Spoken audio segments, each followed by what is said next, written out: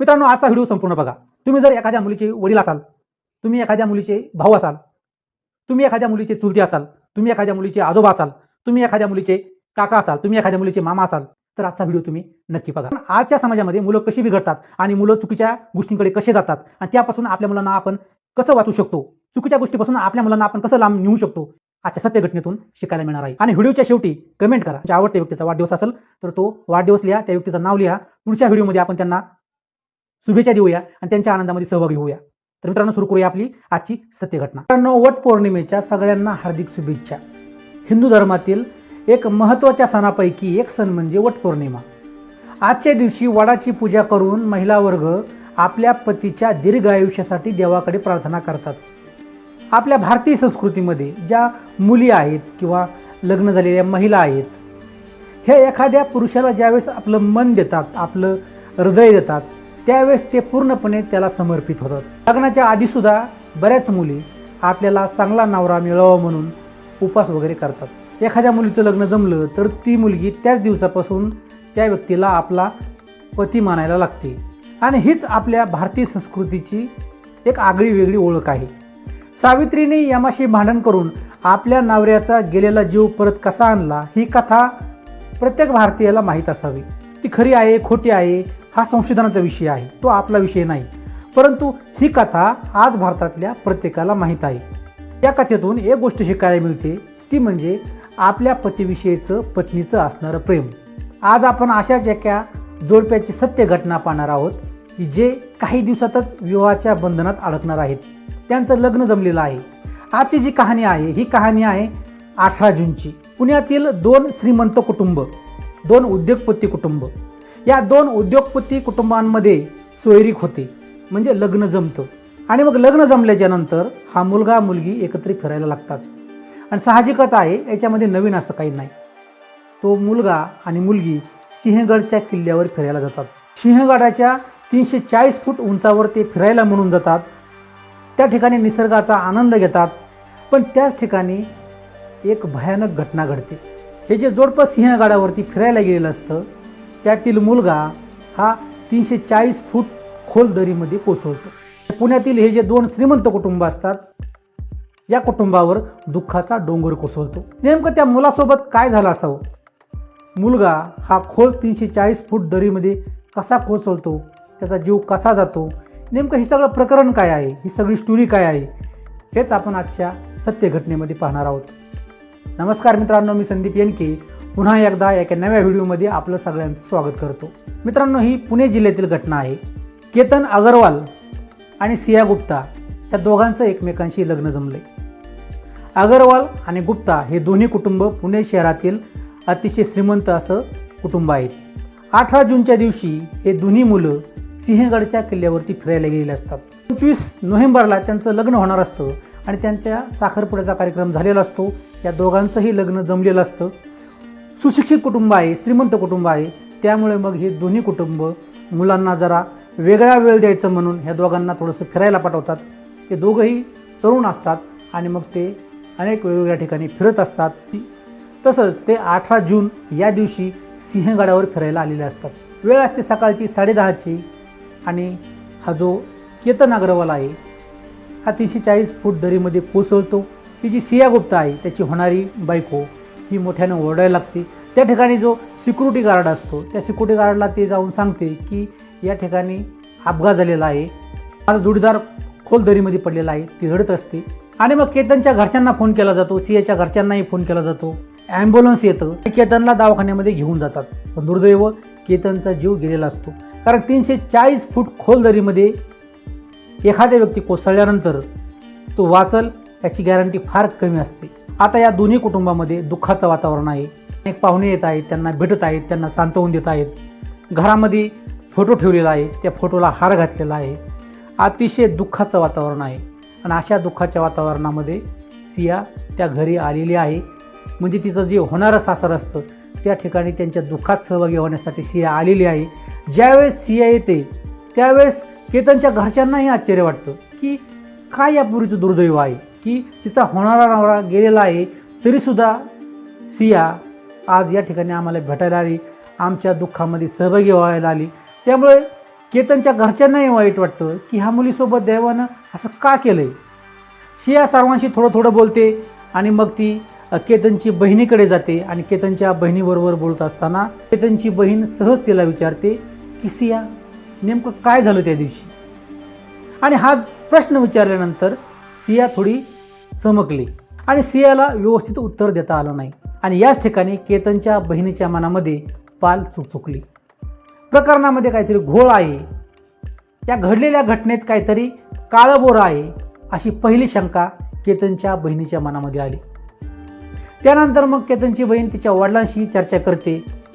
वडीलही या गोष्टीवरती विचार करतात, कारण काही दिवसापासून केतनच्या वडिलांनाही काहीतरी शंका मनामध्ये येत होती. कारण 18 जूनच्या आधी 5 जून आणि 31 मे या 2 दिवशीही हे दोघं जण सिंहगडवर गेले होते आणि त्यावेळेस सियानं जास्त फोर्स केला होता केतनला की तू चल सिंहगडावर म्हणून. 6 जूनला ते इंडोनेशियाला जाणार होते, परंतु ते इंडोनेशियाला गेले नाहीत. ते का गेले नाहीत हे तुम्हाला पुढं कथेमध्ये समजणच. परंतु एकंदरीत 18 जूनच्या आधी म्हणजे 18 जूनला हा अपघात घडायच्या आधी 2 वेळेस सियानं केतनला सिंहगडावर येण्यासाठी फोर्स केला होता. आणि या गोष्टीमुळं केतनच्या वडिलांच्या मनामध्ये सियाविषयी काहीतरी पाल चुकचुकत होती. आणि मग खूप विचार केल्यानंतर केतनचे वडील आणि केतनची बहीण हे दोघंजण पोलीस स्टेशनला जातात आणि या प्रकरणाची चौकशी करण्यासाठी केस दाखल करतात. पुण्यातले दोन्ही श्रीमंत कुटुंब असतात, त्यामुळं पोलिसही लवकर केस घेत नाहीत. शेवटी वादविवाद होतो आणि पोलिसांना ती केस घ्यावी लागते. त्यावेळेस मग अनेक खुलासे होतात. पोलीस सियाचे कॉल रेकॉर्ड चेक करतात. त्यावेळेस पोलिसांच्या हे लक्षात येतं की 2004 फोन कॉल झालेले असतात सियाच्या मोबाईलवरती. म्हणजे जवळजवळ 338 तास तिचं बोलणं झालं होतं कोणाबरोबर तरी.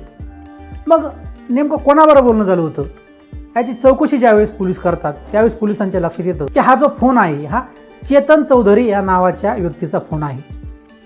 मग पोलीस चेतन चौधरीला उचलतात आणि ज्यावेळेस चेतन चौधरीची चौकशी केली जाते त्यावेळेस चेतन चौधरी हा सुरुवातीला कबूल होत नाही. तो सांगतो की 18 जूनला मी ऑफिसमध्ये होतो आणि खरंच पोलीस ज्यावेळेस त्याच्या मोबाईलचं लोकेशन ट्रेस करतात त्यावेळेस त्याचं लोकेशन हे पुण्यातलं त्याचं ऑफिसच दाखवत होतं. मग ज्यावेळेस पोलीस त्याच्या ऑफिसमध्ये जातात चौकशी करतात त्यावेळेस त्यांना समजतं चेतनचा एक एम्प्लॉई आहे. ह्या एम्प्लॉईचा मोबाईल घेऊन चेतन हा सिंहगडावर गेला होता आणि त्याने त्याचा स्वतःचा मोबाईल हा ऑफिसमध्येच ठेवला होता कारण लोकेशन ट्रेस होऊ नये म्हणून. आणि मग ज्यावेळेस त्या एम्प्लॉईला विचारलं जातं की तुझा नंबर काय आणि ज्यावेळेस तो नंबर पोलीस चेक करतात त्यावेळेस त्या नंबरचं लोकेशन म्हणजे चेतनच्या एम्प्लॉईचं जे लोकेशन आहे ते सिंहगडाचं दाखवतं. आणि त्यावेळेस मग चेतनला धक्का बसतो आणि मग चेतनला त्याचा गुन्हा कबूल करावा लागतो. कारण शेवटी कायद्यापुढं किती जरी हुशार माणूस असला तरी तो त्याची नांगी टाकतोच. आणि मग पोलीस सियाला आणायला जातात.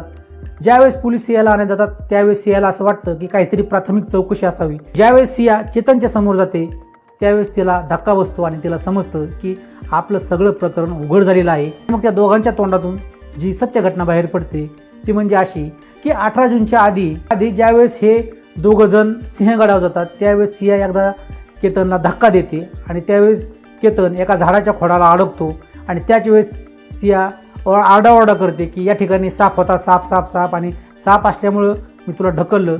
आणि त्यावेळेस केतनलाही वाटतं की चला साप होता त्यामुळे तिनं मला ढकललं आणि माझा जीव तरी वाचला. त्यावेळेस केतन घरच्यांना सगळ्यांना सांगतो की आज हिच्यामुळं माझा जीव वाचला. पण खरं तर या ठिकाणी सिया त्याला मारण्याचा प्रयत्न करत होती. आणि ज्यावेळेस हा 18 जूनच्या आधीचा प्रयत्न फसला त्यावेळेस मग तिचा जो बॉयफ्रेंड आहे चेतन या चेतनला म्हणते की यावेळेस मी रिस्क घेणार नाही, एकतर मला भीती वाटते. त्यामुळं आता 18 जूनला ज्यावेळेस आपण त्या ठिकाणी जाणार आहोत त्यावेळेस तू माझ्यासोबत पाहिजे आणि तू मला या प्रकरणामध्ये केतनला मारण्यासाठी तू मला मदत केली पाहिजे. आणि चेतन आणि रिया या दोघांचे प्रेमसंबंध अनेक दिवसापासून असतात आणि या दोघं प्रेमामध्ये इतके पागल झालेले असतात, इतके वेडे झालेले असतात की यांना दुसरा मार्ग काही सापडत नाही. त्यामुळे हे ठरवतात की केतनलाच आपल्या मार्गातून दूर करायचं. आणि मग ते दोघंजण ठरवतात की केतनला सिंहगडावरती घेऊन जायचं आणि उंचावरून खाली ढकलायचं आणि हा एक अपघात दाखवायचा, असं सिया आणि चेतन या दोघांनी प्लॅनिंग केलेलं असतं. त्यातच केतन आणि सिया हे दोघंजण 6 जूनला फिरायला जाणार असतात. परंतु 5 जूनला ही जी सिया आहे ती नाटक करते आणि मोठ्या चलाकीनं त्यांचा पासपोर्ट फाडून टाकते आणि कोणालाही समजत नाही आणि पासपोर्ट नसल्या कारणानं ते इंडोनेशियाला जाऊ शकत नाहीत आणि खरंच जाऊच नाही अशीच सियाची इच्छा होती. आणि त्यानंतर मग अनेक वेळेस सिया आणि चेतन हे एकत्र बसतात, चर्चा करतात, डिस्कस करतात आणि मग त्यांचं ठरतं की 18 जूनला सिया केतनला घेऊन सिंहगडावर जाईल आणि त्यावेळेस मीही त्या ठिकाणी येईल आणि मग ते दोघंजण मिळून केतनला 340 फूट खोल दरीमध्ये कोसळतात आणि त्या ठिकाणी केतनचा मृत्यू होतो. मित्रांनो, प्रेम ही एक अशी गोष्ट आहे की जी गोष्ट ऐकली तरी अंगावर काटा आला पाहिजे. या सोशल मीडियाच्या वाढत्या जगामध्ये प्रेम ही संकल्पना फार संकुचित होत चालली. जर सियाला चेतनबरोबर लग्न करायचं होतं तर तिने ह्या सगळ्या गोष्टी तिच्या आईवडिलांबरोबर डिस्कस करायला पाहिजे होत्या किंवा केतनच्या आईवडिलांना तरी सांगायला पाहिजे होत्या. या ठिकाणी एका तरुण मुलाचा नाहक जीव गेलेला आहे आणि ही अतिशय दुःखद अशी घटना आहे. मित्रांनो, अशा घटना ह्या आपल्या समाजामध्ये वारंवार घडत असतात. त्यामुळे आपण सावध राहिलं पाहिजे, सतर्क राहिलं पाहिजे. मित्रांनो, आजची जी कहाणी आहे ही आजची सत्य घटना सांगून तुम्हाला घाबरवायचं नाही किंवा तुम्हाला काहीतरी चुकीचा संदेश द्यायचा नाही, परंतु तुम्ही जागृत राहावं हा एकच उद्देश आणि त्यामुळेच आजची कहाणी तुमच्यासमोर सादर केलेली आहे. मित्रांनो, आजची ही जी कहाणी आहे ही तुम्हाला कशी वाटली कमेंटमध्ये नक्की कळवा. पुन्हा भेटूया आपण अशाच एका नव्या व्हिडिओमध्ये. तोपर्यंत स्वतःची काळजी घ्या, आनंदात राहा, खुश राहा. आणि मित्रांनो, शेवटी पुन्हा एकदा सांगणं की जर तुमचा कोणाचा वाढदिवस असेल, तुमच्या मित्रांचा वाढदिवस असेल, तुमच्या जवळच्या व्यक्तींचा वाढदिवस असेल तर या व्हिडिओच्या कमेंटमध्ये कमेंट करा. त्या कमेंटमध्ये त्या व्यक्तीचं नाव आणि जन्मतारीख लिहा. पुढच्या व्हिडिओमध्ये आपण त्यांना शुभेच्छा देऊया आणि त्यांच्या आनंदामध्ये आपणही सहभागी होऊया. धन्यवाद मित्रांनो.